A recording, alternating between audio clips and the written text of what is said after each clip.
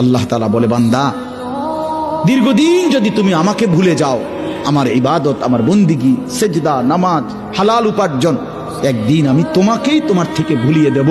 তুমি নিজের পরিচয় ভুলে যাবা, নিজের পরিণতি ভুলে যাইবা। তোমার আর কোনোদিন মনে পড়বে না তুমি মুসলমান। তোমার আর কোনোদিন মনে পড়বে না তোমার একটা কবর আছে, হাসর আছে, মিজান আছে, ফুলসেরাত আছে, আমলনামা আছে। এটা ভুলে দাও, এটা ভুলেই যাই। 50 বছর ধরে প্রতিদিন মিথ্যা বলে, 50 বছর ব্যবসা করে, প্রত্যেক দিন ওজনে কম দেয়। এটা কেমন ডাকাত?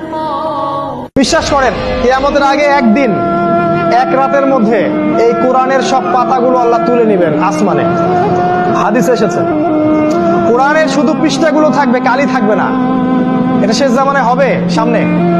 তিনি আরো বলেছেন যে এই কোরআন পরকালে হয় এই উম্মার পক্ষে সাক্ষী দিবে অথবা বিপক্ষে সাক্ষী দিবে। এই কোরআন কথা বলবে কাল কিয়ামতের মাঠে, বলবে যে আমাকে সে তেলাওয়াত করে নাই, আমাকে গবেষণা করে নাই।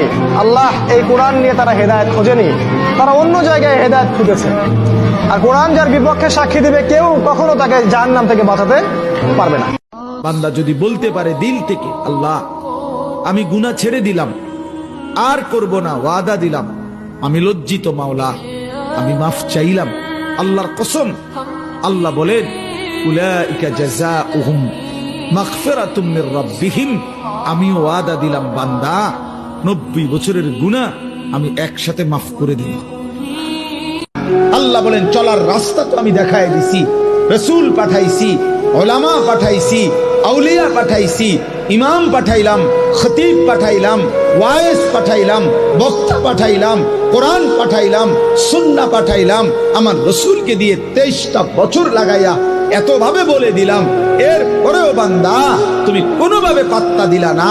ঠিক আছে বান্দা, কবরে আইসো, তখন মনে করবা, বুঝবা আমি আল্লাহ কেমন জিনিস।